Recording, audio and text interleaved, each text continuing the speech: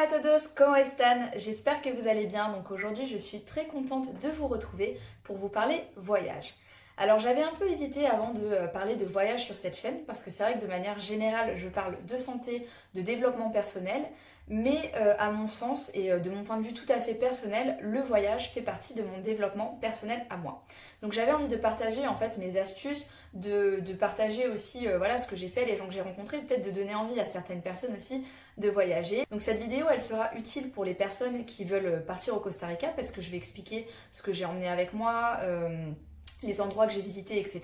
Et même si vous n'avez pas envie d'aller au Costa Rica, ça vous permettra de voyager un petit peu de chez vous et surtout qu'avec la grisaille française en ce moment, ça ne fait pas de mal. J'ai préparé une autre vidéo de à peu près 8 minutes je crois où j'ai exposé en fait tous les paysages magnifiques et incroyables que j'ai vus. Je me suis vraiment prise une claque au niveau de la nature.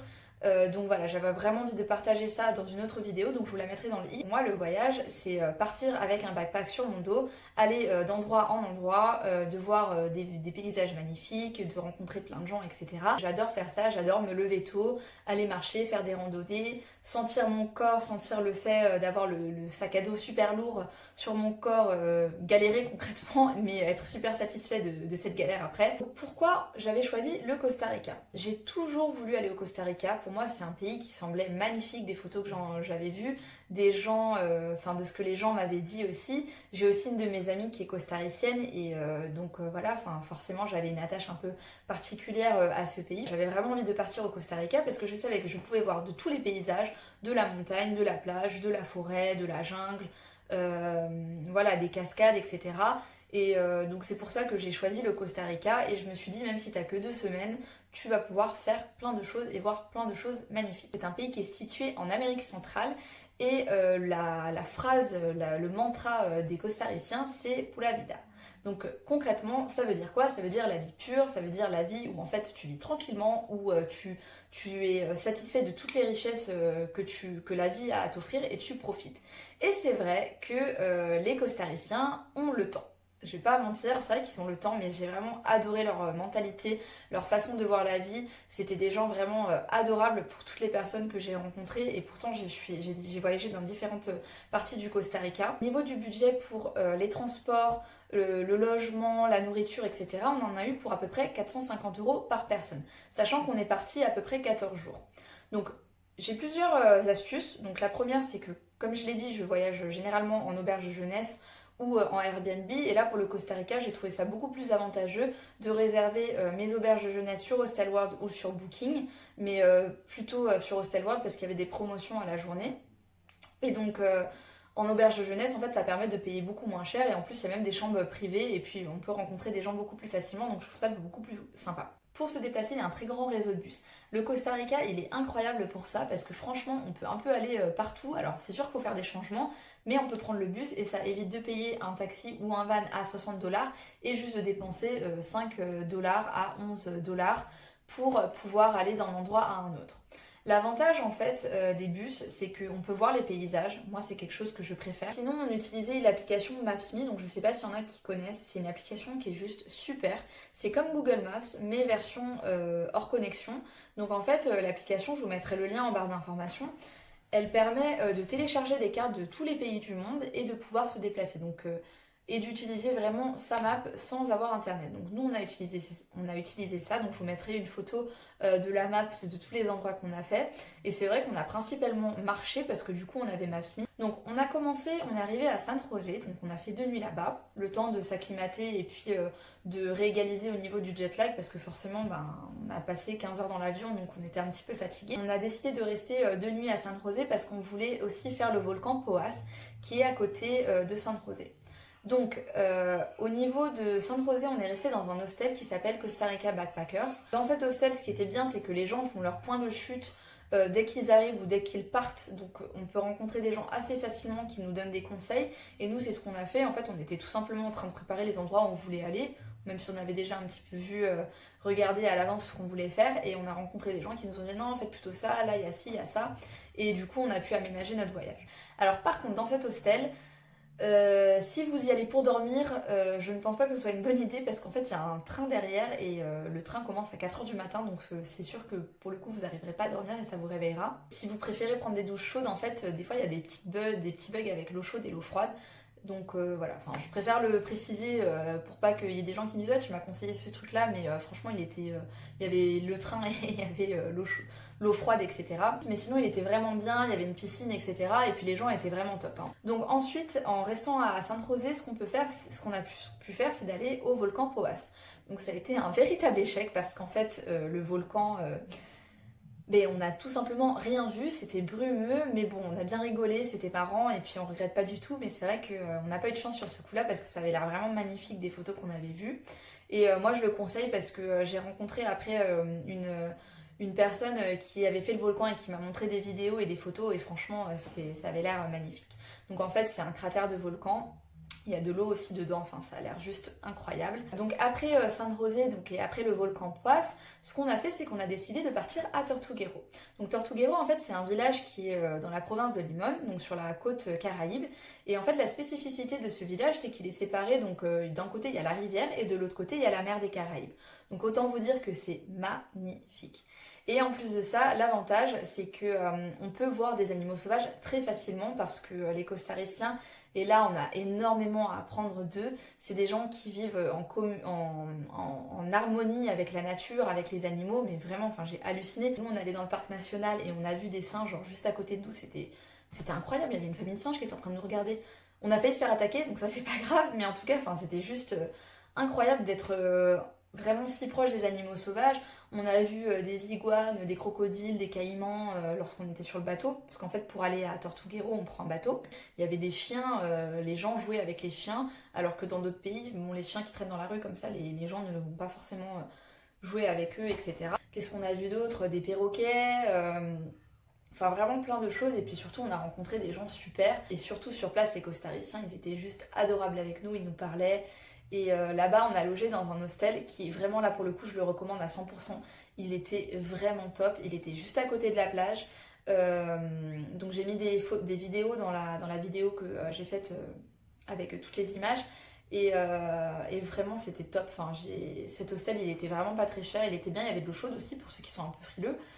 Moi, je sais que ça me dérange pas du tout de prendre des douches froides, donc voilà, mais bon, je préfère le mentionner parce que je sais qu'il y a des gens qui n'aiment pas trop. Un Tortuguero, moi j'en garde un super souvenir et s'il y a des gens qui hésitent encore à le faire parce que c'est vrai que c'est un petit peu loin, franchement, faites-le. J'y suis pas allée pendant la période des pontes de tortues parce qu'en fait, Tortuguero c'est surtout connu pour ça et il y a aussi les baleines. Mais, euh, mais malgré ça, j'ai quand même adoré et je le recommande vivement. Après Tortuguero, on a fait 2 nuits à la Fortuna. Donc c'est un peu plus dans les montagnes. Donc là, on s'est vraiment levé très tôt. On est parti, je crois, à 4h du matin et on a pris genre un bateau, 4 bus. Et voilà, et on est arrivé à la Fortuna. On est allé là-bas parce qu'en fait, il y a un volcan qui s'appelle le volcan Arenal. Donc je le conseille vivement. Moi, j'ai adoré le volcan Arenal. On a fait une randonnée là-bas. Ça nous a pris 3-4 heures, je crois. Et en fait, on voit vraiment de tout. Il y a un moment, on voit un lac, il y a la forêt, il y a la jungle, il y a aussi des animaux. Le volcan Arenal, c'est un parc national, donc bien évidemment, il faut payer l'entrée. Alors nous, je sais pas, franchement, ne me demandez pas comment on s'est débrouillé, mais vu qu'on fait tout en bus et tout à pied, en fait, les vannes déposent les gens aux entrées. Et nous, on est rentré par une autre entrée, ce qui fait qu'en fait, on est arrivé dans le parc et on n'a pas vu l'entrée. Du coup, bah, on est entré gratuitement. Au niveau de l'hostel, pour la Fortuna, on a logé à Célina, donc je vous mettrai tout dans en barre d'informations. Donc c'est une chaîne d'hostel en fait, je connaissais pas du tout, c'était vraiment pas très cher. Et pour le coup, c'était super, enfin... Alors, c'est pas du tout une ambiance locale, hein. C'est vraiment une ambiance à l'américaine où il y avait concrètement que des Américains partout. T'avais l'impression plutôt de te retrouver à Los Angeles que au Costa Rica, j'ai trouvé. Mais après, ça m'a pas dérangé plus que ça parce qu'on est resté vraiment très rapidement et on a pu bien dormir parce qu'après Tortuguero, on était tellement fatigués que ça faisait du bien d'être dans un hostel qui était au calme. Et en plus, ce qui était cool, c'est qu'ils proposaient des cours de yoga. Donc, étant donné que j'adore le yoga, j'ai pu faire ma petite séance de yoga, donc j'étais contente. Après la Fortuna, on a décidé d'aller à Monteverde, qui est aussi dans les montagnes, donc c'est pas très loin de la Fortuna. Et là, en fait, il y a des parcs nationaux, donc nous, on en a fait un. C'était vraiment super, on a vu encore des animaux sauvages. Surtout, on a vu une grosse tarentule, donc là, c'était un peu moins fun, mais on a vu une grosse tarentule. Enfin, franchement, c'était juste impressionnant de voir tous ces animaux aussi proches de nous, en fait. Même si c'était des grosses bébêtes, enfin c'était quand même assez marrant. À Monteverde, on est resté dans la même chaîne d'hôtel, donc Célina. parce qu'en fait il était situé juste à côté du parc national et c'était beaucoup plus pratique vu qu'on restait que de nuit. Et voilà, il était très bien, ça faisait vraiment ambiance chalet. Il y avait un jacuzzi aussi, donc c'était top. Franchement, quand on est rentré, c'était vraiment top de pouvoir aller se baigner dans le jacuzzi. Et ce qui est incroyable, c'est que bah, on voit toutes les étoiles, tu vois toutes les constellations. Donc j'ai pu en apprendre plus sur les constellations parce que j'y connaissais rien du tout. Et franchement, j'ai adoré aussi Monteverde et je le recommande vivement. Donc après Monteverde, on a décidé de finir notre séjour à Montezuma. Donc on a décidé de passer 4 nuits à Montezuma. Donc Montezuma c'est dans le golfe de Nicoya, c'est vraiment du côté Pacifique. Et on avait décidé d'aller à cet endroit parce qu'on avait rencontré un couple de backpackers qui nous avait expliqué que dans le golfe de Nicoya, il y a beaucoup d'Américains. Et moi personnellement, j'avais plus envie de me retrouver avec des Costariciens qu'avec des Américains. Donc ils nous avaient conseillé Montezuma qui était plus ambiance hippie. Donc on savait pas trop à quoi s'attendre, mais on y allait. Et on n'a pas été déçus parce qu'on a rencontré des gens marrants, on va dire. Ce que j'ai le plus adoré à Montezuma, c'était vraiment l'aspect plage et l'aspect cascade, parce qu'en fait, il y a aussi une cascade là-bas qui est à faire, donc ça permet de regrouper un peu tout type de paysage. Au niveau de l'hostel, on a décidé de prendre un hostel très local.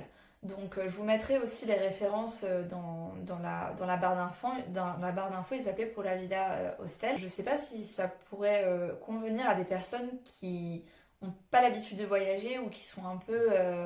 comment dire. Bon, disons qu'en fait, par exemple, dans la douche, enfin, il y a juste un tuyau d'eau avec de l'eau froide. Il n'y a pas d'eau chaude, enfin, c'est comme ça. Moi, je sais que ça me dérange pas de manger dans des bouis-bouis, ça me dérange pas de dormir n'importe où. J'ai pas peur et j'ai aucun souci avec ça, mais je sais qu'il y a certaines personnes que ça pourrait déranger. Si ça vous dérange, dans ce cas-là, n'allez pas dans cet endroit. Par contre, les gens étaient vraiment super cool là-bas. On a rencontré plein de gens qui étaient super souriants. Enfin, je sais pas, il y avait un mec qui, à chaque fois qu'il nous voyait, il était trop content. Il nous parlait tout le temps. Alors que voilà, enfin on le connaissait pas. Et c'était vraiment une très belle atmosphère. Et après, on a décidé de repartir, donc on est repassé par San José. Voilà à peu près l'itinéraire qu'on a fait. Au niveau de la restauration, donc comment on a décidé de procéder? Nous, en fait, on a acheté des fruits le matin pour pouvoir manger avant de partir en randonnée. Parce qu'il faut savoir, c'est qu'on se levait à peu près à 5-6 heures du matin pour pouvoir partir en randonnée. Et puis, on vivait avec le soleil comme les gens, en fait, là-bas vivaient avec le soleil. Et après, donc le midi, soit on allait au restaurant, mais c'est vraiment pas très cher, et le soir, on cuisinait. Et l'avantage en fait quand on est en auberge de jeunesse, c'est qu'on peut cuisiner. Pour toutes les personnes qui ont des intolérances alimentaires, donc au gluten, aux produits laitiers, ou qui sont véganes, qui ne mangent pas de viande, etc. Franchement, il n'y a aucun problème au Costa Rica, vous n'aurez aucun problème à manger correctement avec vos intolérances ou vos allergies alimentaires. Moi, j'ai eu aucun problème. Enfin, de toute façon, la nourriture, elle est essentiellement constituée de riz, de haricots rouges, d'avocats, de poissons, de choses comme ça. On peut même prendre des œufs. Et moi, j'ai vraiment eu aucun problème à me nourrir correctement. Au niveau des vêtements, qu'est-ce qu'on prend? Donc, ça dépend à quelle période on part. Donc, nous, on est parti en fin février-mars. Donc, ce que j'avais pris, c'était un kawaii. J'ai pris des vêtements chauds et des vêtements froids. J'ai dû prendre par exemple un legging, brassière de sport, t-shirt de sport, des shorts de sport, et puis après des petites robes, etc. Donc ça c'était pour les randonnées, puis après le soir quand j'avais envie de me balader sur la plage ou des choses comme ça. De toute façon il fait pas du tout froid. Et puis je recommanderais de prendre une gourde pour ceux qui n'ont pas envie d'acheter des bouteilles en plastique. Moi j'avais complètement zappé ce côté-là et du coup j'ai dû acheter des bouteilles en plastique. Et parce qu'en fait, dans certains endroits, l'eau elle est potable et elle est filtrée donc elle est très bonne. Bien évidemment, ne pas oublier l'adaptateur parce que les prix c'est pas les mêmes. J'avais pris des chaussures de marche, des baskets, des tongs et des maillots de bain bien évidemment. J'avais aussi pris une serviette voilà, faite comme ça. Vous savez, les trucs qui sèchent super vite et qui sont tout petits que j'avais mis dans mon backpack et que j'avais pris avec moi. Parce que ça prend pas beaucoup de place et c'est super pratique parce que ça sèche vite. J'ai aussi pris de l'anti-moustique, un petit sac à dos pour les randonnées ou les choses comme ça et un tote bag pour la plage. Et sinon, voilà, je pense que c'est tout ce que j'avais pris. J'aurais pas dit non à une petite polaire quand j'étais à Monteverde parce que c'est vrai qu'il faisait un petit peu froid. Au niveau des gens que j'ai rencontrés, j'ai eu la chance, mais vraiment, j'ai eu la chance de rencontrer plein de personnes totalement différentes. Que ce soit Carole la costaricienne qui nous a aidé à nous repérer parce qu'elle a vu qu'on galérait un petit peu, que ce soit Eduardo le brésilien qui m'a attrapé le pied et qui m'a fait une bague pour les pieds avec un fil de fer parce que le mec faisait des bracelets. J'ai aussi rencontré une Française qui m'a impressionnée, elle avait 33 ans, elle avait tout quitté, enfin elle a décidé de vendre sa maison, elle en avait marre. Elle a vendu sa maison, elle est partie, elle s'est fait un road trip. Et elle m'a dit, mais de toute façon, en fait, j'ai rien à perdre. De rencontrer tous ces gens-là, ça m'a, comme d'habitude à chaque voyage, ça me permet de reprendre les pieds sur terre, de revoir ce que moi j'ai envie de faire avec ma vie. de rester dans cette positivité, dans cette spontanéité, dans ce côté où j'ai de la motivation, où j'ai envie de faire des choses. Et voilà, et je sais que c'est pour moi, mon moyen à moi de me développer personnellement. Donc pour finir, ce que j'ai vraiment le plus adoré au Costa Rica, c'est vraiment la relation que les Costariciens et les Costariciennes ont avec les animaux, la nature, le respect de la nature. Déjà, ils recyclent tous. Il y a plus de poubelles qu'en Allemagne. J'étais littéralement choquée. Et vraiment, cette communion avec la nature, cette mentalité, cette approche de la vie que j'ai trouvé vraiment très intéressante et qu'on peut ressentir aussi en tant que touriste quand on parle en fait avec des locaux ou quand on essaye du moins voilà, de communiquer avec eux. C'est désormais la fin de cette vidéo, j'espère qu'elle vous a plu. Pour ceux qui veulent aller au Costa Rica, j'espère que ça vous a motivé encore plus à partir là-bas ou à le mettre en attendant sur votre bucket list. Pour les autres, j'espère que ceux qui ne connaissent pas le backpacking, ça vous a peut-être donné envie aussi de voyager comme ça. Je vais finir avec quand même une note positive pour ma partenaire de voyage. Merci énormément parce que je m'en souviendrai toute ma vie de ce voyage et j'espère que toi aussi. Et j'aimerais que tous les gens puissent trouver une partenaire de voyage comme toi. Si vous avez aimé le contenu de cette vidéo, n'hésitez pas à vous abonner, n'hésitez pas à mettre un pouce bleu ou à mettre des commentaires pour me dire si vous avez aimé ce type de format de vidéo. Ça peut me permettre aussi de m'ajuster à ce que vous préférez, ce que vous recherchez, etc. Et en tout cas, je vous dis à très vite pour une prochaine vidéo et je vous souhaite une très belle journée ou une très belle soirée.